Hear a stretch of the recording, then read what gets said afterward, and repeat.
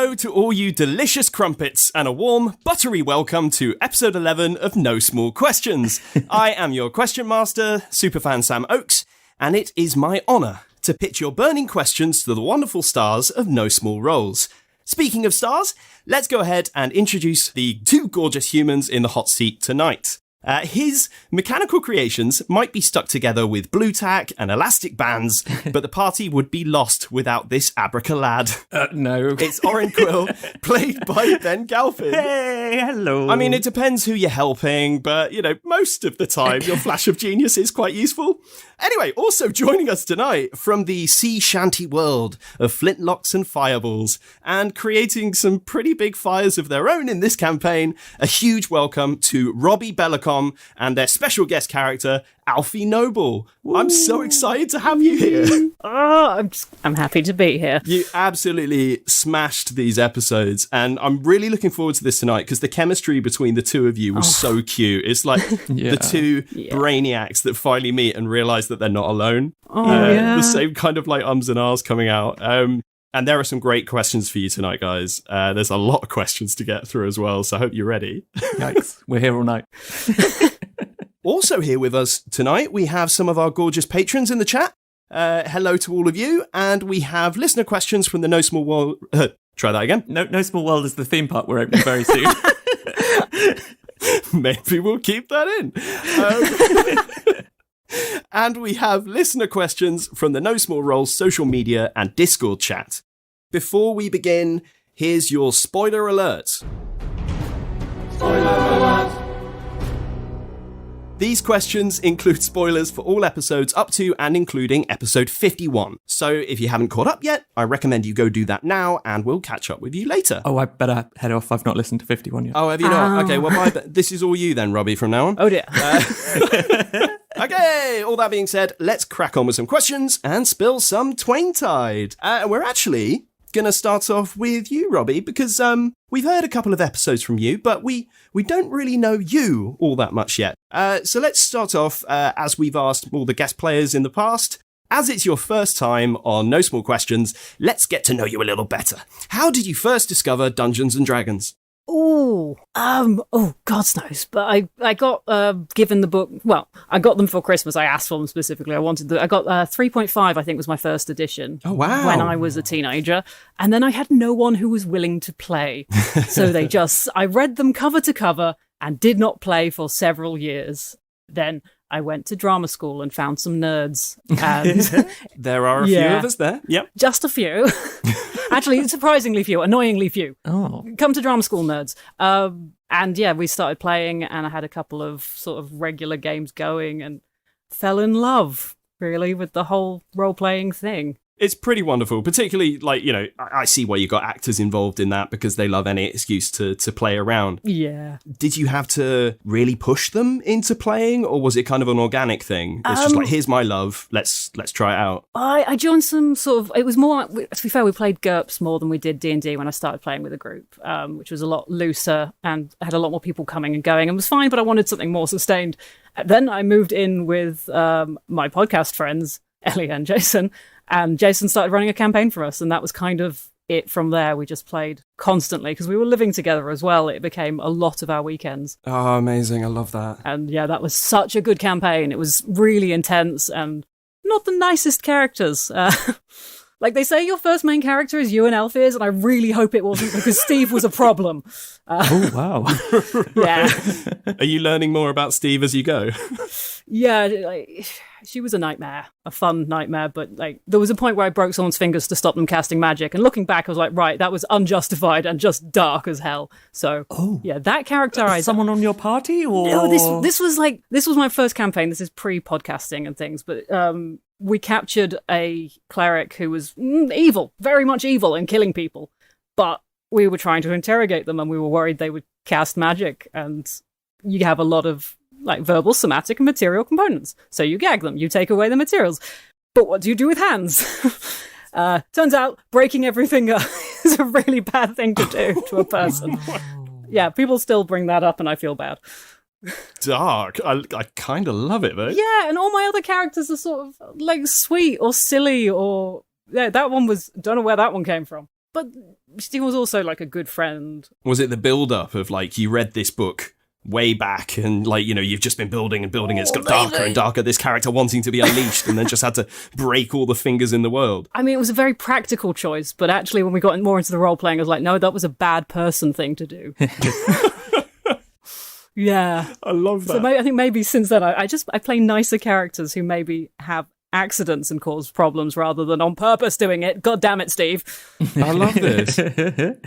And you mentioned that you are part of a podcast yourself. Yes. Can you tell us a little bit about Flintlocks and Fireballs and how that began? Yeah, so Flintlocks and Fireballs, I think the world of it has been living in our DM Jason's head for a long time. He's had this idea that he's wanted to play this campaign for a while. And then we were like, we should do it sometime. We'll do this. It was a concept and we never really considered doing anything more with it. Then it got to his birthday and we got a bunch of people together, played a game and was like, oh, this is a really nice table. These are really good folks. Actually, let's sod it, let's commit, and let's do this thing properly. And yeah, we just started doing it all remotely right from the start, which was a shame because I was away working. 2 of them were living in London.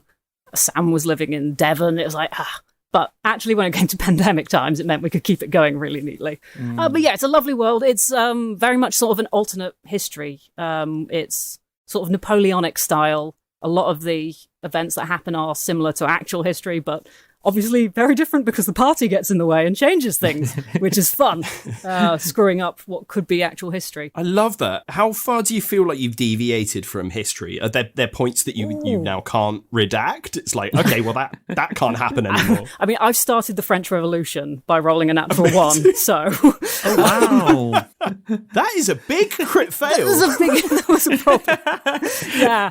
It's on the critical fails table, isn't it? Yeah. Oh, yeah. Oh, no, I rolled a 1. Revolution. But things like that where you like, but it also means because a couple of us know history decently from that sort of era because we're doing it like 1797 we started. I think we're now into 1798 in terms of world years, but there are bits that have been moved around and things we think are going to happen because we know the history then happens so differently, and it's like, oh no, I wasn't anticipating this. Oh dear. That's such a brilliant concept. I love it. Yeah, I mean, it's when we get like we have a magical item that lets us scry on the future, and it just seeing like our world, but through a magical lens as well. It's fascinating. And has that future changed as yes, well? Like because your actions change the future. Yeah, butterfly effect kind of thing. Yeah. That has got to be so interesting. It's dangerous. As a player. It's so dangerous. That's so good. It can drive you mad. That's fantastic. And there are consequences for using the item as well. It's not a freebie. Sorry, tell me more. Oh, there's massive spoilers. Actually, no. It is a bit of spoilers, but yeah, there are side effects to using it. Save that for for the listeners. I'll find out myself. Yes, in due we do course. have a huge backlog, but if you want to jump in, look at our website. It'll tell you where a good point to jump in is because we're on, I think, episode 154, maybe? I lost track. Something like that. That is a good week of binging, though, for all of our listeners, So many hours. myself included. More than a week. Right. Amazing. That is enough questions from me for now. Let's move on to some from our listeners. So let's start off with, let's stick with Robbie here. And a question here from Tiamat. Absolutely love Alfie. Such a great character. I'm sure we can all imagine the trouble Alfie and Juno could have got up to if they were together longer. What was your inspiration behind Alfie? And was the link to the hex something that affected the creation or decided after Alfie was made? Ooh, little bit of both. So when I was thinking of character ideas, I was chatting with David, so I wasn't getting anything totally out of the world, but it gave me options of where the party would be, basically, what would be going on, plot threads that have been happening, characters I could be somehow affiliated with, to sort of give me a reason to actually come and join them rather than just walk past in the street and never interact, which would have been a brief... As is the hardest thing with guest characters, yeah. So sort of like, what can I tie into? What's interesting? And I love artificers. I'm such a nerd for the artificer, and I wanted to play another one for a while. I had one in a sort of short-lived campaign that I was like, oh, I'd like to play more of these. I was like, I know you've had a lot of artificers recently. Is it going to be a problem? So I thought I'd tried to look at a different angle to rather than be more the sort of Wingthrup style that you've just had all these creators, like focusing solely like on alchemy or something else. So it's more just a different side of it. so it wouldn't be the same. It's a really interesting kind of subclass to play with as well, because I didn't feel like there was actually any real overlap between you and Orin. Like the way that you played your character, although there was similarities in characteristics, actually the mechanical build of the characters, the way that you played, was very, very different. Like It's such a versatile class, and the fact you prep spells as well, it means that I know the sort of spells and things that Orin has on hand generally, so I just picked different things and things that were more suited to the alchemical side, which is really fun. And yeah, the tie-in with the Hex was sort of like, okay, this is actually somewhere that I can be there, but I don't want to be the bad person entirely, because I want to have some way of being with the party other than them just killing me outright, which would have, again, been very short. This is a guest. You have to kill them. Go. Amazing. Just start with some PvP. Sod it. You have to burn them. That is the first challenge. That's amazing. So the Hex was an option that was given to you by David. It wasn't that you kind of thought, oh, maybe I can be tied into the Hex. This was a way to organically build into the story. These are the places, these are the characters, these are the threads that we're building. Does anything appeal to you to be part of? And I was like, well, I could join into this somehow. And yeah, I wanted to be an artificer again. And then Goblin was just fun. It's a race you haven't come across before in this world, and I really like the small races. I like gnomes and goblins and halflings and all of that fun stuff. So sod it. It's also somewhat less, it fitted the character I wanted. I didn't want something that was like hulking and big. It felt more like a small wiry character. Yeah, a bit like Orin in a lot of ways. He didn't want to build a big character either. No, definite crossover. Let's have a question for, I'm going to assume this is for you, because it's another one from Tiamat for the Helper of Enemies, which I'm guessing indicates Orin in this case. What? I don't know what Tiamat means by that. No, I guess we'll never know. What are Orin's feelings after recovering the page from Alfie, knowing it will help people, but also hit the Hex where it hurts? Oh, yeah, good question. I think Orin's delighted, both in terms of getting a page from Alfie's notes. That's awesome. Getting to see what another artificer gets up to. In this case, an alchemist, like quite a different artificer, as you said, Robbie. But that's really exciting, I think. And getting to strike at the Hex is always a plus, as far as Orin is concerned. And yeah, I feel like we've caused quite a bit of mischief to the Hex along the way so far. They've also caused quite a lot of mischief, it must be said. Well, yeah, it kind of feels like, retribution, particularly for Orin, because, it hasn't really come out with it much yet, but we know that there is a link to Hex in Orin's past, a bad link as well, that's something potentially thrown from rooftop. I'm not going to ask that now, but, that again, there's this kind of like, I finally have a weapon that I can use against them or get rid of all of those plans. I kind of love that. Yeah, absolutely. Yeah, I think there's definitely been a mention along the lines of Hex and rooftops, I believe. Yeah, I think maybe you mentioned it. But I'm not 100% sure, but it's been a theory of mine for some time. So if that's, are you saying 100% it is the Hex? I can't remember if I've confirmed that before or not. I feel like I have confirmed that. Yeah, I feel like that is a fact that is known, that the Hex were involved in Orin's fall off the rooftop, or push off the rooftop, potentially, depending on how you want to see that one. And waking up with a magical tattoo. We'll get to that. Yeah. So yes, he's not a big fan of the Hex. That is definitely true. And I think he's quite excited about... Yeah, so it's a nice combination for him. Anything that involves a bit of alchemy and a bit of artifice, and also a bit of... getting at them is a double. Yeah, because you got your little book as well, your introduction to alchemy, which now is kind of, really, really fed into that you were able to, practice with my bottled smoke, and now I can make anti-frosting. Yeah. Or antifreeze, I think, as somebody put it. Yeah. I love that. I love it when everything works out. Let's have another question for Robbie. This one's from me. Ooh, so early in the No Small Questions as well. Love it. Robbie. Yes. Do you think DM David should add Alfie's note-taking gibberish as a learnable language in this campaign? Yes. 100%, and should write it out in full. Brilliant. I really like the idea that other people can be like, oh yeah, I speak Alfie. Oh, you speak Alfie. And they'll just have a conversation in 6s and 9s. Oh, I love that. That would be so funny. Amazing. Well, that was a short question. Well, yeah. I mean, the good news is if it's a learnable language, I mean, then potentially that's a skill that we can pick up with the tongue spell, other ways maybe that. Well, because you use the comprehend languages to understand it, which is why I thought like, oh, maybe it is it's not just gibberish. It's something that somebody can learn, like a small cipher or something like that if they have time. So I like the idea that somebody can speak Alfie as well. Yeah. But moving on to my next question for you, Robbie, which is also, was the dyslexia an early character choice? Or was it a mechanic that you and David adopted to give the brewing process a higher difficulty level? I think it was mostly character choice. I like that it has a mechanical effect. I did enjoy it. Like, that was quite an early thing of going, actually, this is going to make life harder for everyone else, which is great. I love it. But also, it's just a thing I've had in my head for a while. Like, I kind of wanted to have a character who had dyslexia and maybe found a way around it that was more interesting other than just struggling with the way we normally struggle with dyslexia. I found out I had dyslexia about a year ago, which, I could have done with knowing that 20 years ago. Oh, wow. Would have made some difference, I think. So it was just something that was been in my head a lot recently, so it sort of played into character ideas a lot. Do you feel it in the same way as Alfie does, like the way that you described it? Not quite the same. I mean, P's and B's are very much my problem. Like, writing the word cupboard always, every time, I just have to stop in the middle and go, I have no idea, we'll let autocorrect fix this.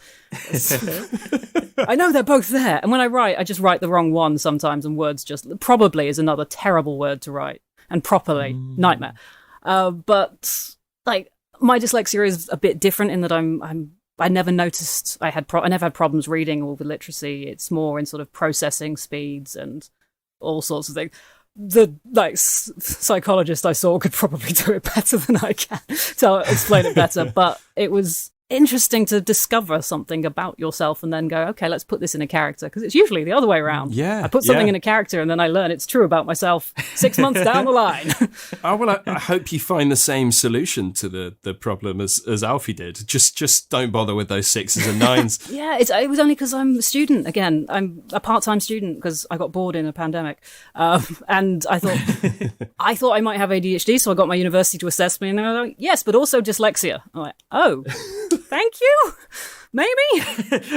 Good things come in twos. It does make me look at, like, discovering stuff about myself through playing characters has sort of made me look at every character choice I ever make now, building things, going, oh, is this because you think it'll be fun to play? Or are we saying something about ourselves here that we maybe need to think about more closely? Like, I played a non-binary character before I came out as non-binary for a good 6 months before I figured it out. And oh, wow. I was like, why does this feel so good? Oh, right. That's why it feels so good.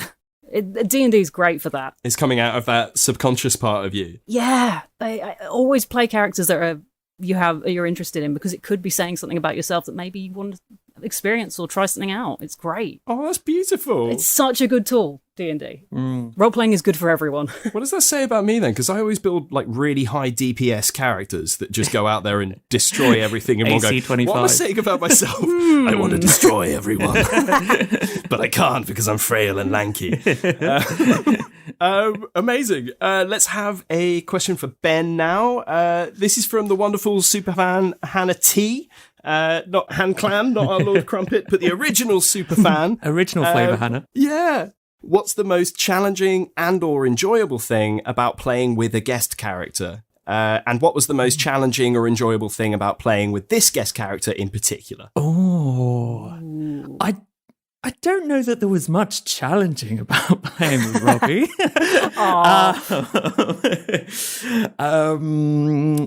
It's so nice to have a guest pop in, because it just brings a different dynamic, I think, to the group. And I think what's been so lovely about the guests that we've been lucky enough to have, it's always just like a lovely little fun, self-contained adventure that we get to go on in our guest arcs. So with Robbie, we had our fantastic hexy, alchemisty, explosion-y, set everything on fire, double bill. But yeah, just the just the brilliant, just different energy that you get. Because, when David comes up with all his amazing NPCs that he comes up, you obviously get different dynamics with that and how all the characters bounce off that. But I think actually having a real life human come in and play another character just gives such a good kind of new energy to the group. And I think you get a lovely thing as well, like of that I really noticed with Robbie, of like how Alfie was seeing all the group, like the introduction to the group from like Alfie's point of view is like fascinating, seeing what this group is that is developed, and then how everyone reacts to Alfie turning up. Like Enkidu gets furious and like, no, and then like storming out of the pub, like interrogating Alfie, with like Guy as well, like joining in with the interrogation of sort of Alfie in the corridor outside, whereas June is trying to offer them tea and Orange just trying to chat tinkering and alchemy and everything else under the sun. So yeah, I think that's an absolute joy, and I think it was what was so lovely as well, like, was having Robbie come in as another artificer, and as you said earlier, Robbie, like bringing really different skill set to the table.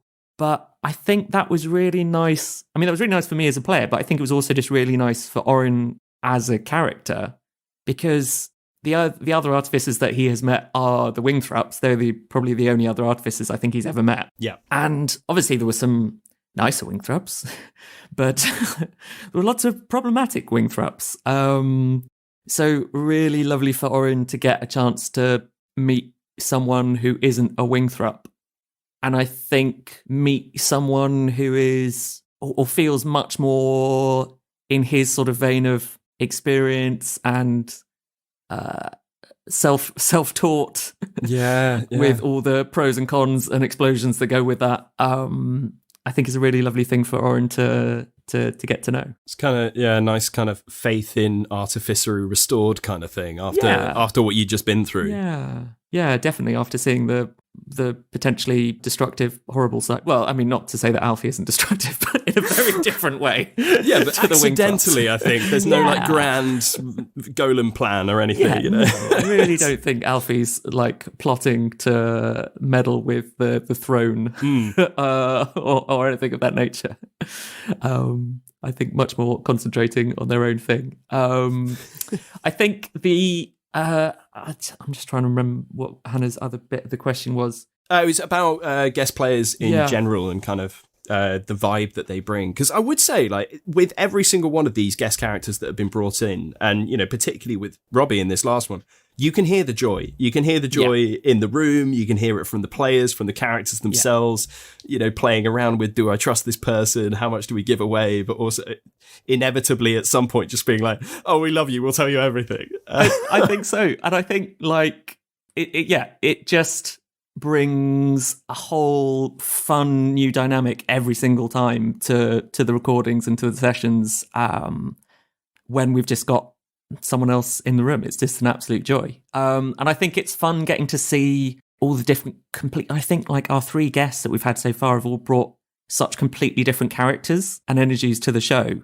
And I think, you know, so it was nice again for Oren to get to bounce off Alfie, who's a very different character to Dwayne. Because I think in the first Dwayne episode, Oren said one sentence. Oh, I think this was pointed out to me later that the only thing Oren said in the whole episode was, "We have a horse." We have a horse, yeah. Oh, no. I think it was a combination of like intimidated, terrified, and slightly in love. That Dwayne just sort of like flummoxed him completely. So it was lovely just having a completely different vibe for him to get to know. In terms of difficulties, I mean, none. Like, it's just the only minor quibble is it makes editing an extra voice. It's just it's disproportionately, like, the more players we have, the more complicated the edit gets. That's but is it not nice to have a refreshing voice in there just to make the editing process so much nicer? Yes, absolutely. Yeah. But next time they do their edit, right? Absolutely, they're doing. And Grace very kindly obliged by being missing from the first episode that Robbie was in. So she had a head down on a table somewhere, didn't she? Yeah, was necking mimosas or whatever, strawberry daiquiris in in the pub. Oh, fantastic. Robbie, there's another question from the superfan Han for you. Did you purposefully add any character traits or knowledge details to Alfie in order to make the players' lives easier or harder? Ooh. I mean, when I rolled my stats, I was immediately like, oh, this is going to be a nightmare to be around. So there was that. High intelligence, low wisdom is a joy to play and a nightmare to play with. But fun. You played it well, by the way. That was so much fun. I love it. I need more characters like this. I need to play this character longer term. Fucking love it. There was, I think, like even like background things. It was like, okay, Hex, that's going to be a problem. And also just knowing that I wouldn't immediately know the things to say and having this information that as soon as I say it is going to be a problem, which was fun. Like as soon as I said the Hex, I was like, oh, there we go. And using the word frosting for the first time and getting the reaction, I was like, yeah. Yeah, knew that would was eventually really get nice. a reaction. Yeah. It was more like, I suppose, rather than in character building stuff, it was in-game going, oh, you're annoyed by what I'm doing. Let's do it more. Let's see how annoyed we can get in Keto. And I just, like, yeah, whenever someone finds, because it was a character that wasn't going to be there long term, I was like, I can be annoying. I can be a problem because I don't need to stick around. It's very different from being, like, joining a party long term. So you can be difficult or make problems for people and make the worst possible choice in a moment because the long-term consequences are for the rest of the party. I get to leave. I don't know. There's a big outcry to bring you back. Oh, Lego's I just will posted in the happily. chat, please bring Alfie back. So long time part of the show, hopefully now. Keep bringing you back. I love that, getting into more trouble. It's such a fun thing to be able to do. Just go, this is a problem, let's make it worse. I think that was the delightful thing about the 2-episode arc was just, I mean, the literal pouring fuel on the fire, like, constantly that, like Alfie was getting into. Like, yeah. And the difference between character and player knowledge, like the character did not know how bad the choices was a bad decision and that things would be made worse by it. But I was going, yes, let's make it worse. Yeah. I love that difference between them. Sometimes the character knows and they're doing it on purpose, but Alfie's just so oblivious. Because with that low wisdom. Yeah, that wisdom of, what was it? I've got my character sheet still. Wisdom of 7. whoa, That's low. Nice. It's really low. Really good. Intelligence of 20. Wisdom of 7. Wow, you got 20 on intelligence as well. Yeah, I mean, that makes sense. I think I did, like, instead of taking feats and things, like, I bumped it up. That wasn't the natural one. I think I did the custom background as well to buff it up and just let everything else go to hell.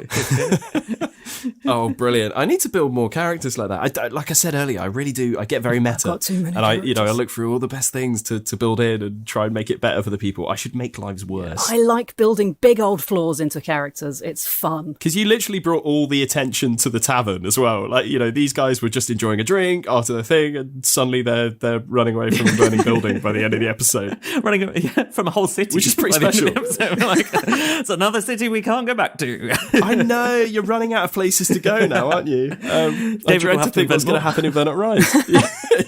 We're just going to move continents. Yeah. We're going to move you out of Dravain. We're gonna put you over there. You can burn some things down, create some problems. Rosthall Mark Luckily, we've got the II. whole world of Julimere to explore if we need. Yeah, great. Let's go back down to the Woden Isles. Yeah. Yes. Yes, I want to see stuff there. Okay, next we have a question that is not going to be read by me. We have Pippa standing by in the Zoom. So Pippa, if you're ready, over to you. Hi, Robbie. Hi. I waved. I realised that doesn't pick up on audio.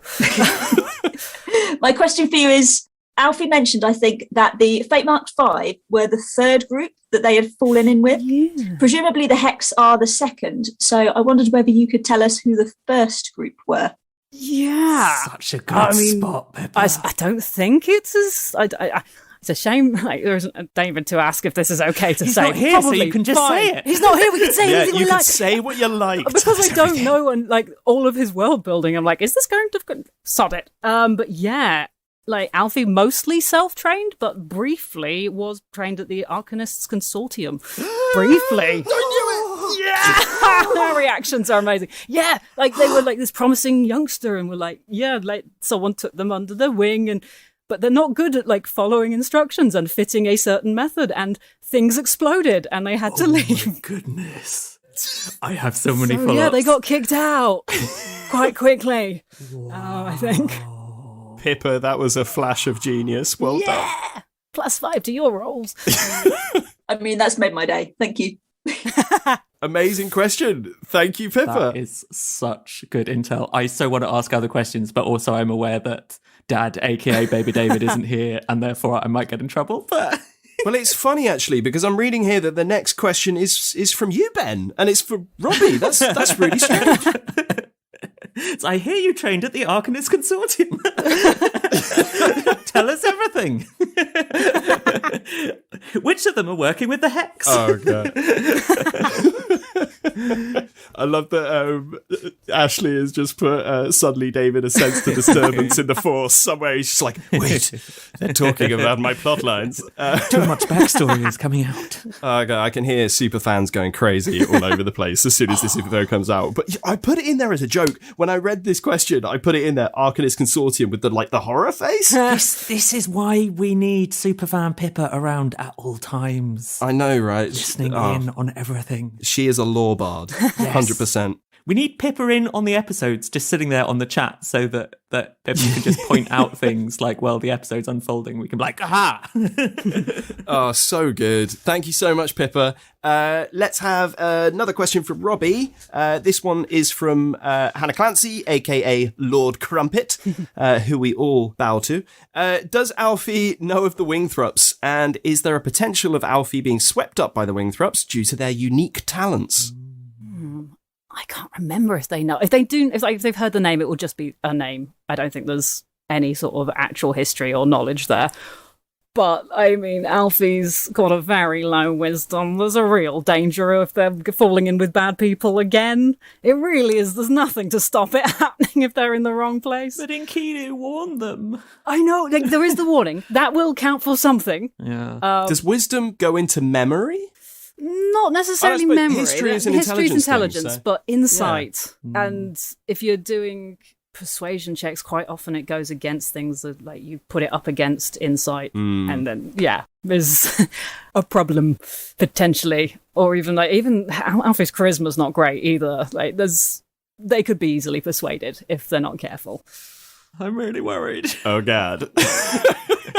We need to stay in touch with Alfie and just check what they're up there's to. Going to be the French Revolution at regular intervals. I feel like we might be asking Juna to do a few sending spells every now and then.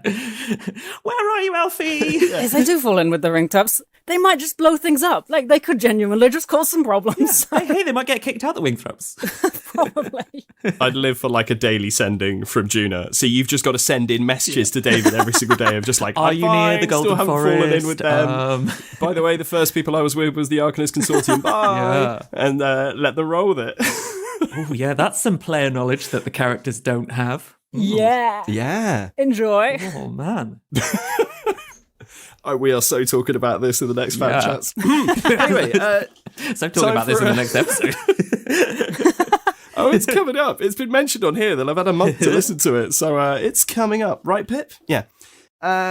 Let's have another question for you, Ben, from Tiamat, who has asked here, how is Orin feeling about Enkidu? And is he in the background considering options in case Erida decides to take control? Ooh.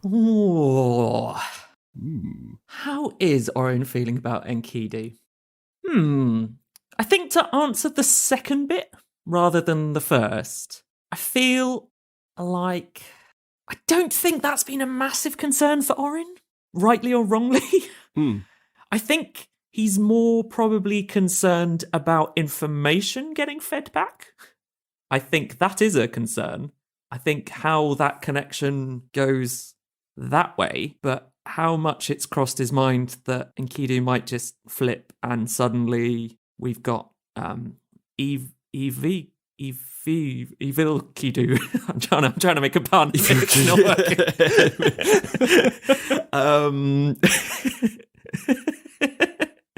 There's close. There's something there. I'll keep working on that. Well, I'll come up by next No Small Questions. I'll have a great pun for that. Enkivaldu? Enkivaldu. There we go. That's much better. Enkivaldu.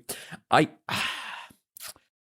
guess there's definitely the thought of, like, has it changed his objectives? Because how much has he sort of had stuff programmed in we've certainly seen through Juna's mind reading moment that we've seen Enkidu is now being given the sort of the sole task of trying to get to Mervi. There we go. So there's obviously control from that point of view. But yeah, I don't think Orin is at the moment concerned that Enkidu's suddenly going to change. And how is he feeling about Enkidu? Because I will put in here that there haven't been in the early days of the campaign there was quite a lot of like Orin and Enkidu. They talk about magic, they talk about this kind of stuff and how they're feeling, almost like they're kind of separate to the others at some points. And there hasn't really been much of that lately. I'm wondering if that is kind of just the way that these games have been going, or whether that was something that you and Daryl have kind of been doing without maybe really even noticing. I think there was definitely to start with. That's a really interesting question.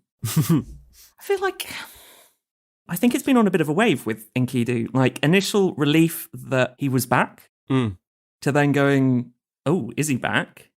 And I think in some ways, I feel like Orin, in maybe a way that sort of Guy has struggled with, has got on board a bit more with the sort of core fundamentals of Enkidu still seem to be there. And the personality, at least sort of on the surface, doesn't seem hugely different in some respects. It's obviously he has changed a lot, but yeah. And I think there've been a couple of Orin and Enkidu moments. Like there was a little moment in the workshop at Ferrocines, I think, afterwards, like them doing a little bit of work together. making a terrible shield. Making an awful silver shield, just ruining some perfectly good silver. It's cute. I mean, you could have used that silver to make your wedding bands. Oh, yeah. That's still on, right? You're still engaged, despite everything that's happened. That although I suppose till death do us part, and he has technically died. That's true. Suppose you got free reign there now, Orin. Yeah. He's carefree and single again now. So I like this then. So that question, I feel like, has a TBC attached to it. It's kind of like a playing and seeing what happens at the moment and seeing which way the wind blows before you actually make a decision whether you do or don't trust a person. Yeah. I think I sort of feel like, unless given evidence otherwise, I feel Orin will be trusting of him. I think he's trusting of him at this point. Yeah, but would obviously be on the alert. Yeah.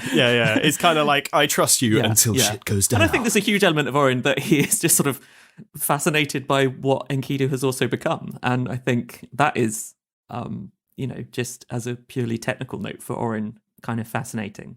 And, on a technical aspect of him not needing to sleep and seemingly not needing to eat unless it's, part of a competition. That's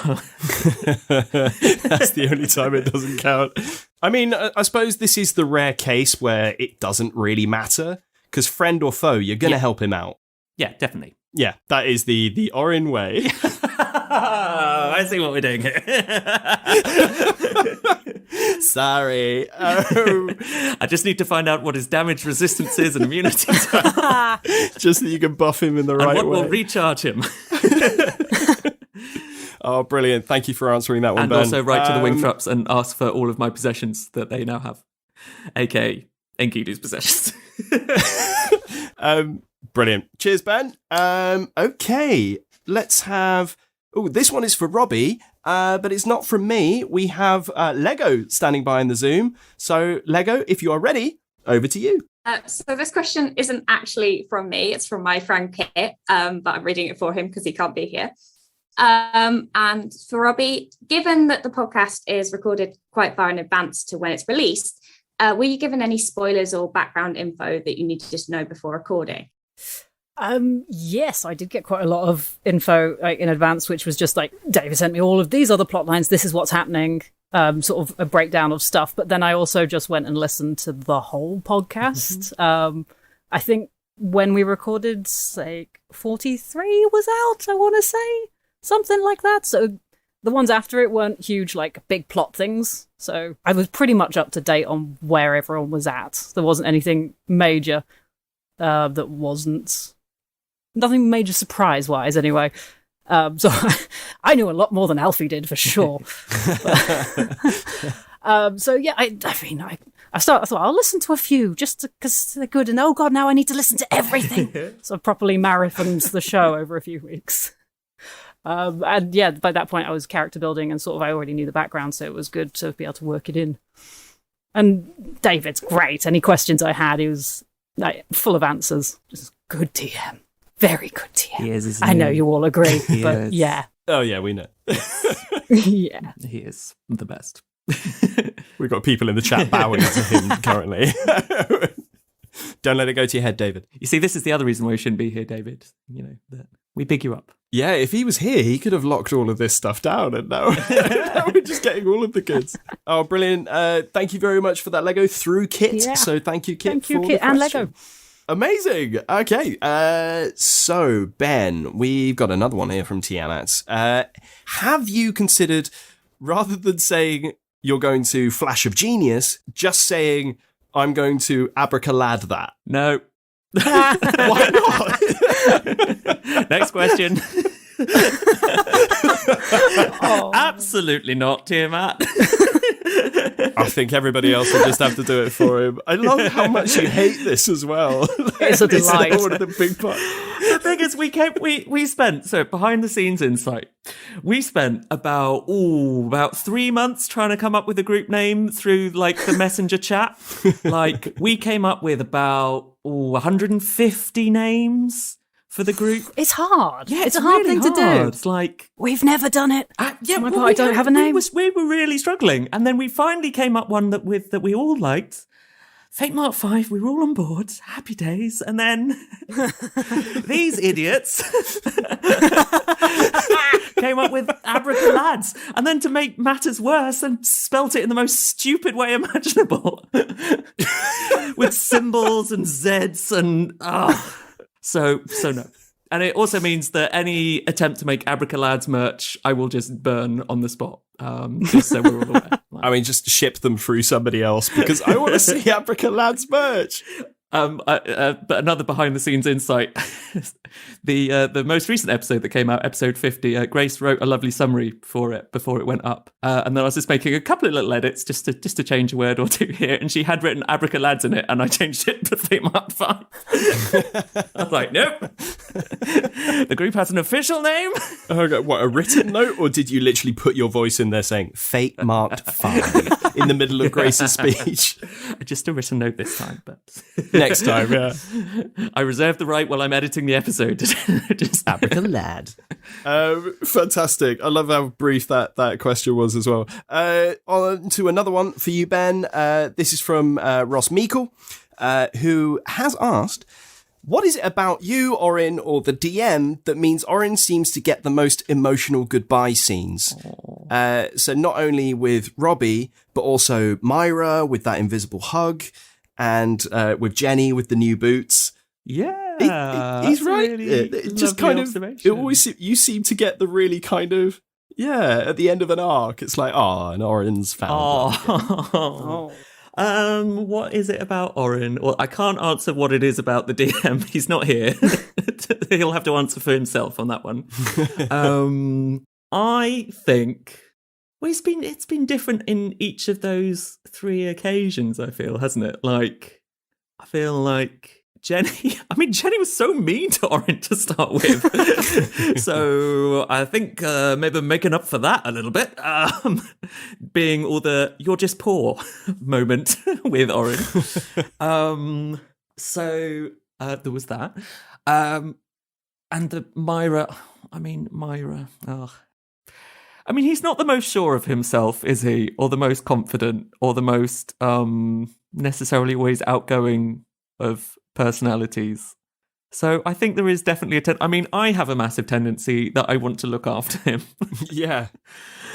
And so I imagine that is maybe an element that rubs off on some other characters as well, because I feel hugely protective over him, and partly because he's my character. So of course I love him to bits, but he's definitely got that like Oliver Twist thing going on, hasn't he? Where, people do want to help him. Yeah, and I totally get that. He also doesn't ask for anything. which I think is quite cute about Orin. He doesn't ask for a lot from people, and he's not really going out there and trying to splash his money around. So it's kind of nice when people then give him something without him. Yeah. I don't know. I don't know if there's something in that, but yeah, the whole bit with Myra. I mean, he's certainly not good at splashing money around because he's never had it. So I think if he ever does have any money, he's gonna get a bit like about it as well. And it's funny you saying the Oliver Twist. I can't remember if it's come up before, but in the backstory at one point I had a little like Oliver Twist thing and called him Orin the Twist. Another terrible Ben pun that occurred in my backstory notes for David. Please, sir, may I have some more in? Okay. No, something like that. Anyway, I'm going to move on from that terrible impression. So, another one for you, Ben, but this time it's from me. Kind of moves on from that as well. What is Orin's honest opinion of Myra post Invisible Snuggle? Yeah. Because you weren't a biggest fan before. No. Again, Orin went through such a curve of emotions with Myra, from initial excitement of, ooh, Artificer, through to Artificer, yeah. complete frustration with everything about Myra. I think by the end, the question was, what was the by the end? Was the the post the snuggle bit? Yeah. I think, Tiamat's just popped in the chat as well, that by the end, there was a definite link there between the two of them, that they had both lost their parents in some way, lost their families in some way. It's definitely a huge crossover. And I think Orin's real struggle with Myra was, I think really, a lot of it wasn't just about Myra. Yeah, okay, it was about Myra, a lot of it. She was really annoying. But there was a sense of entitlement, I think, and a sense of like stuff being handed to her, which as a person, I can see that is a lot is the Wingthrups. That is the family. I think Orin struggled to see that is like the Wingthrups and was just like, you're really entitled and annoying. And really sure of yourself. But I think as a player, I can see that the two of them had very different upbringings. And I think Myra is part of this huge dynasty of artificers that have this clear route laid out in front of them, and all these opportunities and all these resources, and everything is there for them. And that is not something Orin had growing up. So I think there's an element of jealousy and all of that there. But I mean, by the end of that arc, his feelings had completely changed towards her, and I think he's hugely protective of her now. I think a lot because her circumstances have changed, but also because he's got to know her. Yeah, because she's got nothing now. So yeah, great. She's likable. Now she gets to know what it's like. No. All you've got is a bonnet. But I think, also just, she opened up to Orin in her own way. And I think there was just such an openness there from her that's impossible not to sort of reciprocate, I think, as well. Yeah. Particularly, you noticed in those last couple of interactions with Myra that she's trying to find positive things to say, but you're right, it's that Wingthrup part of her that is, you criticize things and you point out the flaws, and that's just part of the family. And I think, it took the experience in the queue for Orin to realise that. Bless her trying to be positive about some stuff really badly. Which I loved. But also, I think Orin, has taken on stuff from her. Like, he's got his travelling workshop now. Yeah. Which she loved. Yeah. But is from her blueprints, essentially. And, and also a whole load of stuff from, like, Ferrocine's workshop as well that he nicked. So he's totally learnt from both of them along the way. I'm really looking forward to seeing how that relationship develops, particularly when you get over to Gwen's family at some point. Cahilda's family. That's a whole explosion of mess. I can't wait to see it. I also want to see a spin-off, which is just what's going on with that whole family when the Wingthrups turn up. Oh my god, it's gonna. I really hope that you guys somehow magically arrive at the same time and we get to see all of that anarchy unfolding. But unfortunately, it'll probably just be summed up by our DM. Thank you so much, Ben, for answering that. We haven't heard from Robbie for a little while, so Lego has another question for you. Ooh. So let's jump over to you now, Lego. So this one actually is from me this time. Specifically with regards to recording this as a podcast, but also like just generally playing. Flintlocks and Fireballs only has 3 player characters, which is quite a small party, whereas in this you had up to 6 players when Grace rejoined. Yes. How much of a difference does that make, and which do you prefer?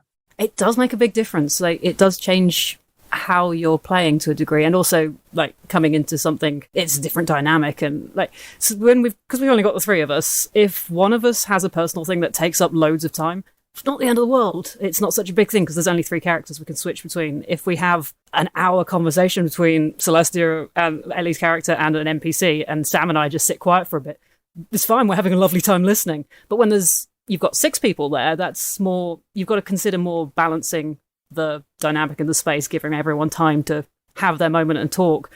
And like, it's coming into that, it's like, okay, I am a guest here. It doesn't matter if I take up a bit more space, but also I want to make sure everyone still has that moment. I think people who DM probably understand that a lot as well, is balancing who gets their moment and making sure everyone feels like they have a role and have their space to be their character and give them a moment. I like both. Both is fun. I feel like there's a risk with smaller parties where you can get a bit self-indulgent, spending so much time on things. And with bigger ones, there's a risk of things you want to say getting missed because you can't jump in at the right point.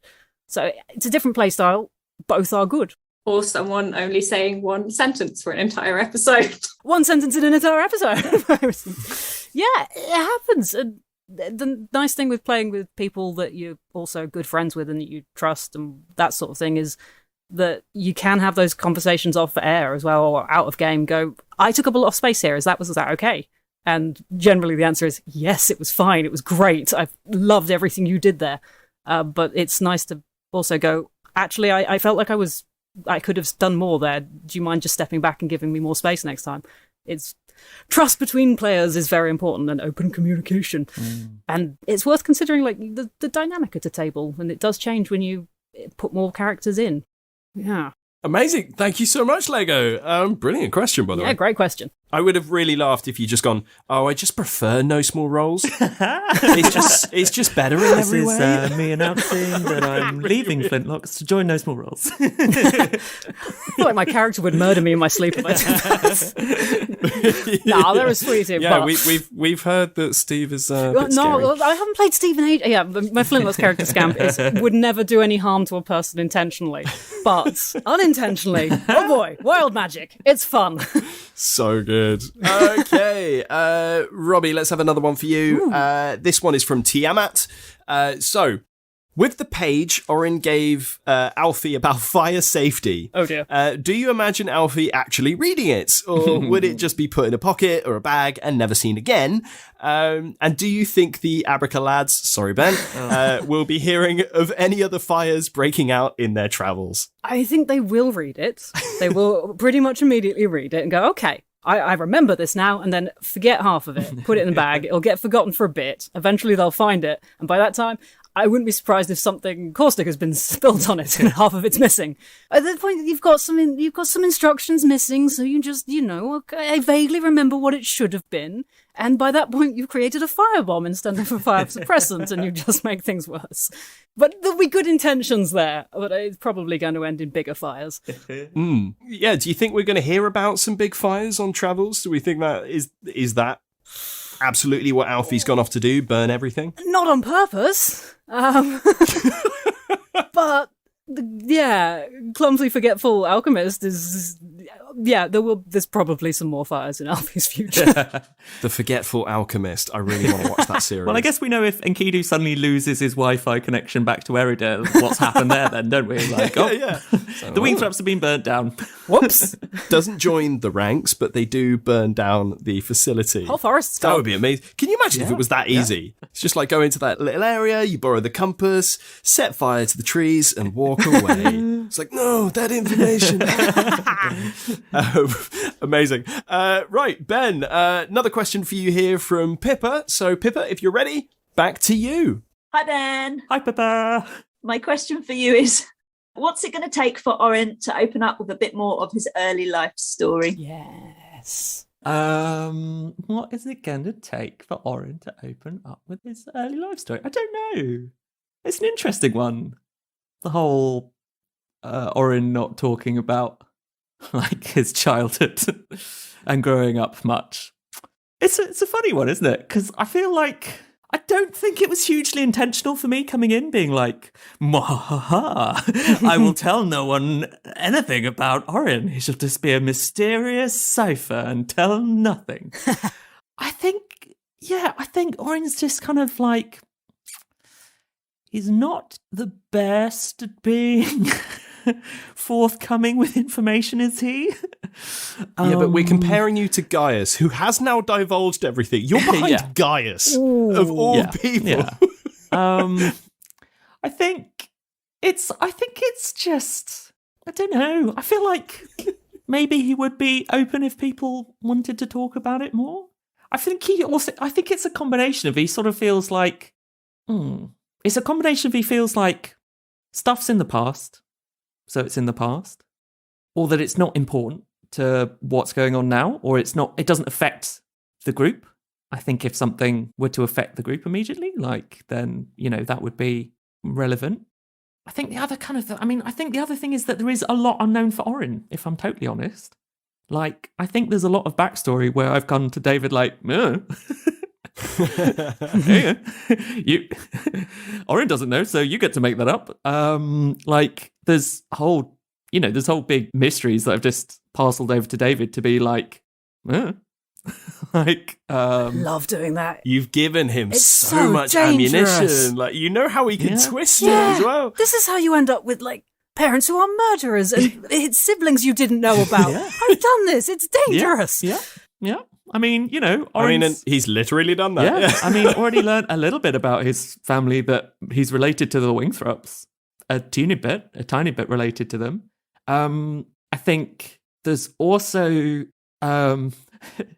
there's a Woden Isles link that David is sneakily snuck in apparently to his character in Woden Isles. That To Aris? yeah, Really? yeah, Okay, I didn't know that. That's awesome. that I didn't clock as a DM while I was DMing. So, but who knows? Maybe if we have further Woden Isles adventures, there might be some orange stuff that comes out via that.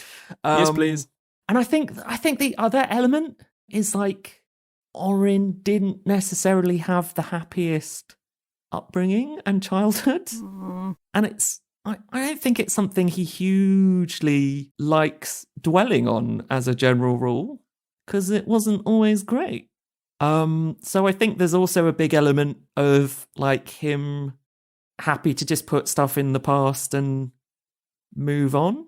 But then at the same time, he's curious about his past. So it's tricky. But I think it wasn't always happy. And I think, I think he's probably not worked his way through that. If Hannah T was here, she'd probably point out, there's probably a lot to unpack from that point of view for him. So yeah, I don't know. I don't think he's got some massive secrets. He's like, I must never tell them this. It's just more like a little combination of lots of little reasons, I think, for him. Does that help, Pippa? I mean, if anything, I want to know even more now. Basically, we just need somebody now to ask Orin a bunch of questions, and he'll hopefully tell us things that he doesn't even necessarily know about. It's all here in this folder, Pippa. It's all right here.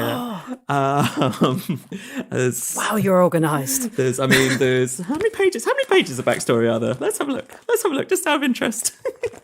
1, 2, 3, 4, 5. Okay, only really 5. There's so much backstory. Only 5 pages, and then the rest is appearance, and so it's like 13 pages altogether, but only 5 is like backstory. Wow. Front and back, yeah. Yeah, no, so single-sided. And some of it was pictures, so that's fine. Thank you, Ben. Thanks, Pippa. Amazing, Pippa. Thank you for the question. Okay, Robbie, we have some questions for you now. I'm going to quick fire them at you. Yeah. So this is from Frank Bromley, who was asked, you mentioned before that you have a wall of tea at home. So what do you think Twaintide is? Ooh, yeah. I change my mind occasionally. Like I had ideas and I was like, oh, maybe it's this instead. But there's a tea I really like that I don't think is available at the moment, which is annoying. But it was called Fireside Snuggles, and it sort of made me think of that. It's a black tea I think it was a mixture of, I forget which, just a sort of a normal black tea, one of them, and lapsang, so it was slightly smoky. But it also had like cinnamon and coconut flavors in it, and it was just the most comforting tea I've ever tasted. It was sort of warming, but also a bit sweet and a bit spicy, and it was just it was so good. I need to get more of it if I can find it. That's a bit. I think I could see Vicky in the chat making notes as well, just like, gotta search this one. I have so much tea. Tea is the best. What's it called? The Fireside Snuggle? Fireside Snuggles, it was called. I think it was Bird and Blend. That sounds amazing. Bird and Blend do some really nice tea. Oh, amazing. All you tea drinkers out there, look it up. It's the new Twaintide. Which is all of you, I hope. Yeah. Right. And if not, why? Yeah. Who's listening to this if they don't drink tea? Yeah. What else are they here for? Like the guy in the bar we met that was like, I like coffee. We're like, what? Get out. Another one for you then, Robbie. So we've had this question from Mike C in the past, and as you're a listener of the show, Robbie, we thought we'd ask you too. What's been your favourite moment of the campaign so far, aside obviously from your wonderful appearance on the show? Probably the answer that a lot of people give. I think like episode 8. Was it 8? Yeah. Episode 8. Yeah. That's unsurprising, probably. But also, well, I mean, I loved Dwayne and all of those interactions. Those episodes were just fun and exciting. And yeah, it did change the energy for a bit. And it just caused so many problems between characters. And there were some great, like, character moments in those episodes. Also, like the Wingthorpe tests, the first ones that were like puzzles and problem solving. Oh, I love a good sort of puzzle dungeon. Oh, it's so satisfying. And yeah, I was like, I want to play this dungeon. This is great. Yeah, absolutely. I don't want to play the second one. No, I'll pass on that one. Yeah. That just ends badly. Yeah. But the other one was just, great bit of dungeon design. It was fun. Those are really good choices. Fantastic. And finally, we have a question from Orin, who was asked, please can Alfie come back on as a guest again, please? Yes! I would love to. It's a special question. Oh, I love Artificers nerding together. Yeah. It's so fun. I think we all do. It was so cute to see you just like scribbling over notes and chat about things. And just how annoying it is for every other character. I love it. Like you were saying earlier, Robbie, like leaning in, like when it's, you can see that the joy in like, as you, for a limited period, obviously you don't want to do it all the time, but for there's a fine line. By just being like, oh yeah, this is oh, that annoys me. Let's do it again. I love the way that you made your introduction as well. You just went straight over to the Teapot Goose. It was the only thing that Alfie cared about in that room. I was like, oh, that's interesting. Yeah. I was like, hi, we're waiting for your introduction. No, I'm good. Yeah. Thank you so much for answering all of those questions. I've had a blast, and I've got to know a hell of a lot more than I knew before we started recording this. It was just, been really, really exciting. Thank you so much to our superstars, Ben and Robbie. And in case any of you want to hear more from Robbie, which of course you do, can you please remind us where we can find you? Yes, Flintlocks and Fireballs. We're on lots of podcast platforms, except Spotify. If you listen through Spotify to anything, we're not on there because they have a time limit on how long your episodes can be. What? Really? And we go way over that limit. No way. Yeah, like our longest episodes are pushing 6 hours, so yeah, we're way over their limits. Wow. Proper sesh. Like, we're mostly not that long, don't be too crazily intimidated. But yes, we are on many podcasting things. I think we're just www.flintlocksandfirewalls.com, but also on Twitter and Instagram. We are at FlintlocksDND. I think that's probably the best places to find us. We also have a Discord. You are very welcome to join it. Lots of lovely people on there.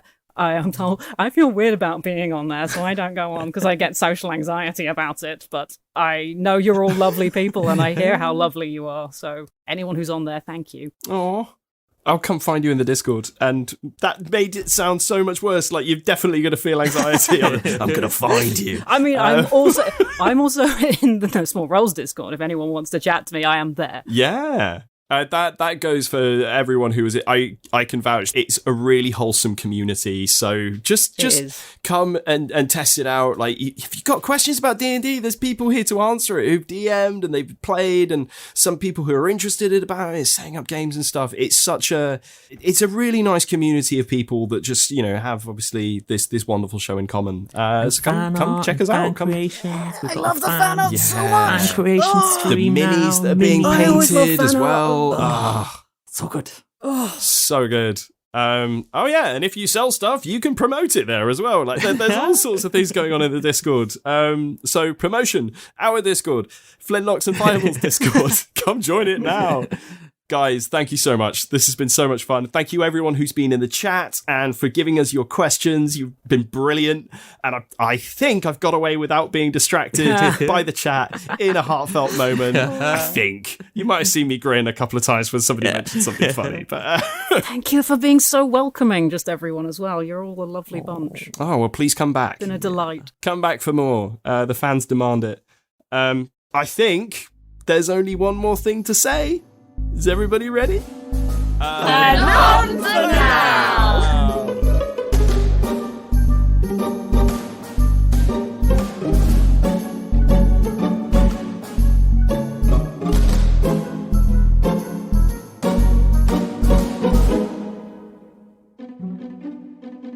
Well, hello again, Fate Mark 5 aficionados. Ben here to say a huge thank you to our special guest, Robbie Bellicom, for joining us to chat all things alchemy, Artificer, and Alfie. And a big thank you to Superfan Sam for keeping the chaos under control. Oh, and to Superfan Pippa for editing this episode of No Small Questions. We loved getting to answer so many fantastic questions, so thank you to everyone who sent those in on our social media or Discord.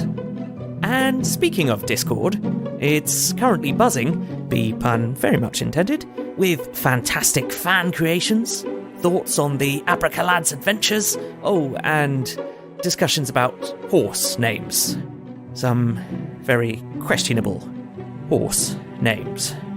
Now, if you want to learn what that's all about, all you need to do is click on the link in the show notes and follow the steps to join our Discord server. We were delighted again to be joined in the recording by so many of our patrons. And if you'd like to be part of the live Zoom chat as it happens, well then you need to head on over to our Patreon at patreon.com/NoSmallRoles. This week we've shared our No Small Talk post-recording chat for episode 51, exclusively for our Teapot and Tea Caddy supporters. And we've got some fantastic treats coming to the Patreon soon, including the second part of the Woden Isles adventure, and more of David's stories from Julamere. Now, if you're looking for further D&D adventures while you wait, then check out Grace Kelly Miller's appearance in Outlaws and Obelisks Slowdown Showdown, with our favourite blue-haired bard, Jeremy Cobb, in the DM seat. The Slowdown Showdown podcast episodes are a sequel to the D&D Celebration 2021 livestream, and part 1 can be found on the Three Black Halflings podcast feed right now. If you're not subscribed to them already, we've included all the links you need in the show notes. Still need more D&D? Well then, of course, you need to check out Robbie Bellacomet in Flintlocks and Fireballs. As well as the main story, their podcast feed includes fantastic one-shots, drow poetry, sea shanties, and so much Napoleonic fantasy goodness. Everything you need is at flintlocksandfireballs.com, where you'll also find a handy chapters guide to discover the perfect place to join the would-be privateers. Right, we will be back very soon with episode 52.